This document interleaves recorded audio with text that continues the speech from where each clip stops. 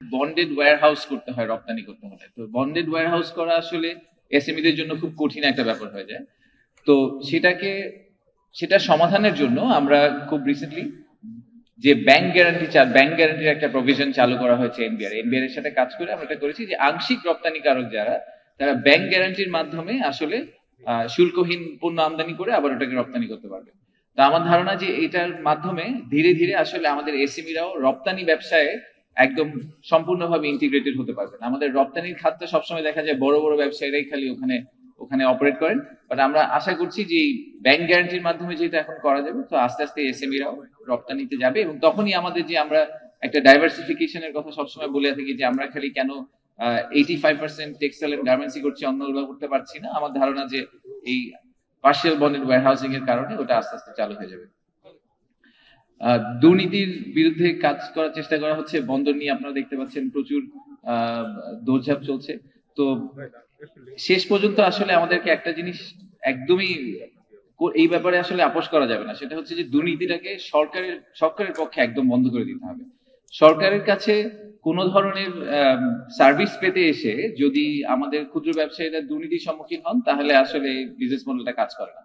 তা আমাদের চেষ্টা থাকবে যে আমরা যতটুকু ডিজিটাইজ করে ফেলতে পারি, যাতে আপনারা আসলে সশরীরে কারোর সাথে গিয়ে কথা বলতে না হয়। আপনি একটা ওয়েবসাইটে যাবেন, আপনি একটা অ্যাপে যাবেন, ওখানে গিয়ে আপনি সার্ভিসটা নিয়ে বের হয়ে চলে আসবেন। সরকারের সাইটে কার সাথে আপনার দেখা হচ্ছে সেটা আপনার জানা দরকার নেই, সরকারেরও জানা দরকার নেই আপনি কে।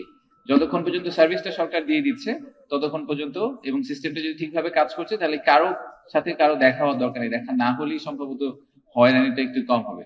তা আমাদের আশা হচ্ছে যে আমরা একসময় আগামী বছর কোনো সময় ওই জায়গায় যেতে পারবো। একটা ম্যাচ মেকিং পোর্টাল চালু করা হয়েছে গত সপ্তাহে। যারা জানেন না তাদের জন্য বলছি যে বিডার যে ওয়েবসাইট আছে সেখানে যে আমাদের একটা কমন প্রশ্ন অনেক সময় আমরা পাই, দুই পক্ষ থেকেই পাই। বিদেশি বিনিয়োগকারীরা এসে বলেন যে আমাকে একটা দেশি লোকাল পার্টনার খুঁজে দেন, আবার দেশি বিনিয়োগকারীরা এসে বলেন আমাদেরকে একটা বিদেশি ইনভেস্টর খুঁজে দেন। তো এটা তো খুব জটিল একটা ব্যাপার, কতগুলো মনে রাখা যাবে। তো এই জন্য আমরা একটা প্ল্যাটফর্ম করেছি, ওখানে গিয়ে আপনি নিজেদেরকে নিবন্ধন করতে পারবেন। নিবন্ধন করলে বিদেশি বিনিয়োগকারীরা যখন আসবেন ওনারা দেখতে পারবেন যে কে কে আসলে পার্টনার হওয়ার জন্য রেডি আছে এবং তারা কোন কোন খাতে ব্যবসা করছে, তাদের জমি আছে কি নাই, এরকম বিভিন্ন ধরনের ডিটেল দিয়ে ওখানে নিবন্ধন করা যাবে। ফাইনালি একটা ছোট্ট ব্যাপার, সেটা হচ্ছে যে আমরা এসএমই ফাউন্ডেশনের সাথে কাজ করছি। আপনাদের যেহেতু আর্থিক সহায়তার ব্যাপারটা একটা বড় প্রশ্ন, লোন পাওয়ার ক্ষেত্রে অনেক ধরনের চ্যালেঞ্জ ফেস করতে হয়। তো আমরা চেষ্টা করছিলাম যে প্রযুক্তিগত কোনো ধরনের সাহায্য দেওয়া যায় কিনা। তো বেশ কিছু বিদেশি কোম্পানি কয়েকজনকে আমরা এনকারেজ করার চেষ্টা করছি, যারা এসএমই নিয়ে যাতে তারা ভবিষ্যতে কাজ করে।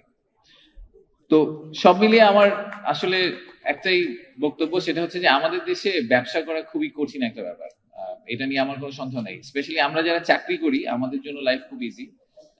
আমরা তো একটা মাস শেষে একটা বেতন পাই, চলে গেলাম নিজেদের ব্যাপারে, মোটামুটি একটা ইজি লাইফ। কিন্তু যারা আপনারা ব্যবসা করছেন তারা নিজেরা উদ্যোক্তা, তার পাশাপাশি আরো কিছু মানুষকে কর্মসংস্থানের ব্যবস্থা করে দিচ্ছেন, যেটা আমাদের তরুণ প্রজন্মের জন্য খুব দরকার। সো সেই কারণে আপনাদেরকে অনেক ধন্যবাদ। আমাদের এখনো অনেক কিছু করার সুযোগ আছে। আমরা সরকার থেকে চেষ্টা করব যতদূর সম্ভব আপনারা যাতে আরো বড় উদ্যোক্তা হতে পারেন, বাংলাদেশ যাতে একটা বিশ্ব মানচিত্রে একটা প্রতিষ্ঠিত দেশ হিসাবে পরিচিতি পেতে পারে এবং সেটা আপনাদের এসএমইদের হাত ধরেই আমরা করতে পারি, সেই আশা থাকলো।